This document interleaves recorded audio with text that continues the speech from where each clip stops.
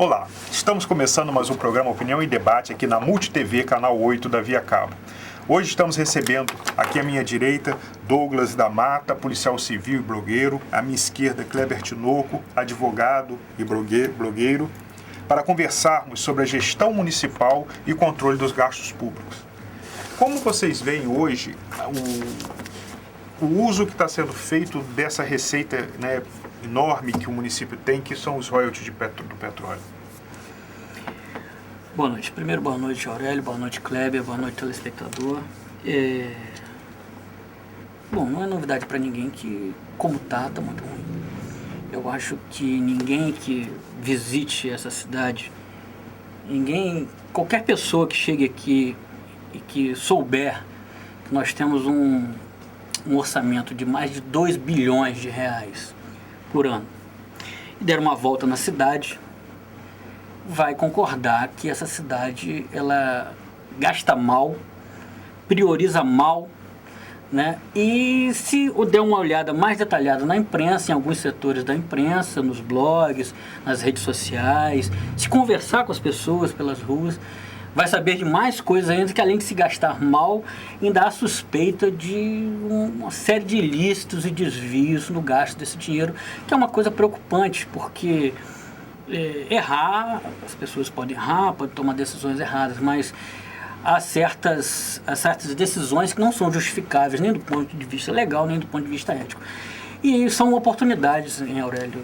Eu acho que Kleber vai concordar comigo, que vão se perdendo, que são gerações que vão se perdendo, são anos e anos irrecuperáveis, índices de educação que vão condenando crianças e jovens e adultos ao analfabetismo, a baixa qualidade de ensino, ruas, lixo, e mais grave, eu acho que é uma coisa que a gente não pode esquecer, vidas humanas se perdendo, quando você vê, por exemplo, que nós temos 1.500 casos de dengue nesse ano, nós temos todo ano pessoas morrendo, e isso vai banalizando, vai ficando normal, e a gente vai achando que é assim mesmo, e que a dengue está aí, não dá jeito. E se eu lembrar que no início do século XX, alguém lá, 1910, 1920, conseguiu, sem royalties, sem tecnologia, sem internet, sem computador, sem carro, sem um monte de coisa, erradicar a doença e evitar que as pessoas morressem em condições sanitárias muito piores, né? Quando começou a reforma no Rio de Janeiro com Pereira Passos, o Rio de Janeiro era praticamente uma pocilga. Então, das duas, uma. O campus está parecido, né? E a gente está vivendo também numa pocilga, só que com a diferença, uma pocilga cheia de pérola, né? Que o royalty é como jogar pérola ao porco, né? A gente está vivendo num lugar infecto, onde pessoas morrem, onde tem doença, onde tem lixo, onde tem gente mal educada, onde tem pobreza, índices de desenvolvimento humano relativos às piores áreas do país e do mundo, e uma das cidades mais ricas do mundo e desse país. Se você considerar que o Brasil é uma das 10 potências do mundo e Campos está entre as 10 ou 20 maiores cidades em orçamento do Brasil, nós vamos chegar à conclusão que Campos é uma das cidades mais ricas do mundo, proporcionalmente pelo número de habitantes. É uma coisa degradante, eu acho uma coisa muito ruim para a nossa cidade, que traz muita vergonha. Eu acho que a questão nossa do royalties tem nos trazido muita vergonha. A gente vive hoje uma situação realmente desesperadora no trânsito, né, o dia a dia, a nossa vida, a nossa qualidade de vida. E a gente costuma falar aqui em diversas pautas que a gente faz aqui no programa sobre esses problemas. Uma delas que a gente se bate muito aqui é a falta de espaço público de lazer em Campos. Você não tem, por exemplo, onde levar seu filho no final de semana. E o governo investe 2 milhões em... Isso poderia ser diferente? Acho, com certeza, poderia, com os recursos que o governo dispõe, que o município dispõe, daria para montar um parque bem aparelhado, com brinquedos de toda sorte, um parque municipal, onde as pessoas poderiam caminhar, ter uns minutos de lazer, né, fazer um final de semana mais agradável com a família. Hoje você não tem isso, né? Campos, eu tenho essa experiência com 2 filhos, eu tenho que ir à praça do Flamboyante, já não está em qualidade, os brinquedos estão quebrados, né, tem alguns problemas. E por falar nisso, o governo fez uma licitação recente e adjudicou a manutenção e conservação de praças por 14.650.000. Por 12 meses. Que praças? Pois é. Curitiba gasta 8 milhões. Curitiba tem 35 parques, 950 praças e gasta 8 milhões de reais, além de incentivar a iniciativa privada a adotar a praça, né, em troca de publicidade. Então, acho que os exemplos existem no Brasil bons. Eu acho que não tem interesse político de fazer uma coisa... Não querem governar para a classe média, né? Eu acho que isso é um fator. A classe média não dá voto, é a classe consciente. Não se vende tão fácil. E acho que esse é um ponto. Não sei se...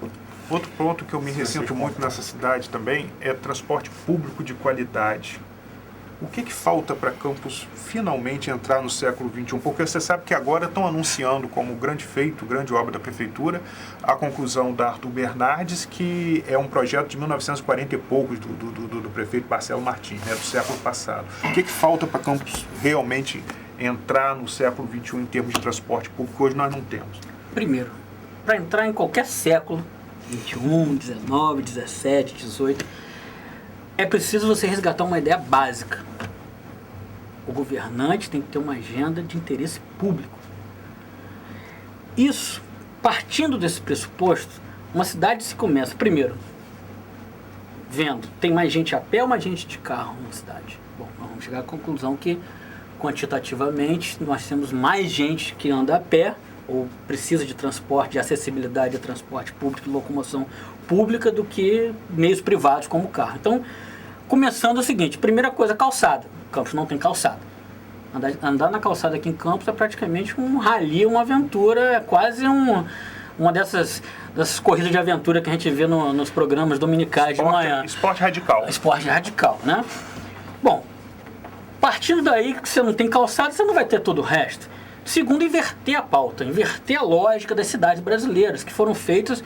O carro tem 100 anos, a humanidade tem 10 mil, sei lá, 10 mil anos, não sei qual a proporção, mas parece que o carro impera sobre toda e qualquer demanda da sociedade. Quer seja nas intervenções públicas, quer seja nos gastos, quer seja no impacto ambiental, quer seja na produção de energia. As pessoas raramente saem às ruas para protestar, mas lá em Macaé, por exemplo, quando subiu o preço da gasolina, todo mundo fez uma manifestação. Eu também ando de carro, sou dependente do carro, gosto de andar de carro, acho uma coisa extremamente confortável, uma invenção maravilhosa. Mas nós estamos falando em gestão pública. Então, para você ter gestão pública, você precisa ver o interesse do público e a qualidade desse interesse para saber sempre atingir o máximo de pessoas, o maior número de pessoas possível, coisa que não se faz em Campos. Não se faz em regra no Brasil, mas não se faz em Campos, com oportunidade de 2 bilhões de reais por ano. Você poderia ter transporte público de boa qualidade, não essa palhaçada de passagem dizer que... real. Passagem a um real é uma grande ideia do ponto de vista financeiro para quem paga a passagem, mas não se tem controle sobre as empresas, não se tem licitação das linhas, não se tem integração do transporte, não se tem um sistema harmônico, um sistema de transporte que impeça, não adianta a pessoa pagar R$1 para andar de carroça, para correr risco. Você pega um ônibus, qualquer ônibus desse, e você vai olhar ele de cima e embaixo, ele é uma vergonha, ele é um atentado à incolumidade física das pessoas que estão andando ali dentro, do ponto de vista sanitário, da sujeira, do ponto de vista da segurança de trânsito, e nem sequer pagam seus impostos. O pátio, a empresa que deposita carros apreendidos, tem um monte de ônibus que pega o dinheiro público e não paga imposto. E a lei que garante... A lei das concessões garante um transporte público, serviço público de qualidade, o que a gente não encontra. Tem uma inversão na ordem das coisas, porque você subvenciona, o poder público subvenciona essas empresas para que elas comprem novos ônibus, né, e deem condições. Deveria ser o contrário. Para explorar o serviço, que é municipal, coloque o ônibus. Né? Até eu posso virar dono de empresa de ônibus nessa cidade, porque basta eu pegar o dinheiro da prefeitura, vou ali, alugo 10 ônibus, faço um leasing, que é o que a prefeitura, inclusive, faz muito isso, né? Ela paga empresas para que tomem contratos de leasing em seu nome, como ela fez com as ambulâncias. Na verdade, o dono da ambulância não é dono da ambulância. Ele foi lá no banco e falou o seguinte: me aluga aí 100 ambulâncias que eu vou tomar um dinheiro da prefeitura e depois eu te dou a comissão sua do leasing aqui e me põe um dinheiro para mim e outra parte do dinheiro Deus sabe onde ele enfiou.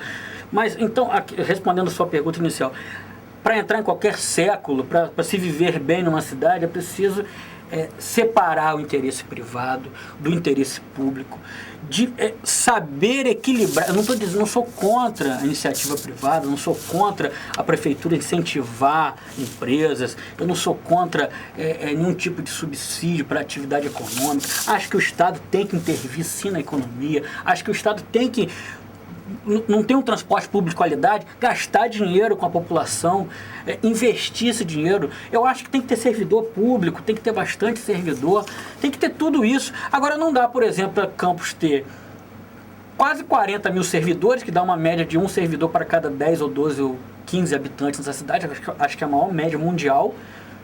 Nunca nenhuma cidade tem tanto servidor e tem um serviço público de qualidade tão ruim. E não é por culpa do servidor. Que nada funciona, a saúde não funciona, as escolas não funcionam, nada funciona. A questão é a seguinte, na hora que começar a pensar a cidade para o público, para o interesse público, para que as pessoas possam, né, discutir, não só pensar nos projetos políticos, em financiar projetos políticos, se manter no poder pelo poder, que é fácil, né? Depois que a máquina está rodando, você faz os esquemas e consegue se autofinanciar e consegue se eleger. E aí diz que o povo está te aprovando. Mas será que o interesse público está sendo, de médio e longo prazo, atendido?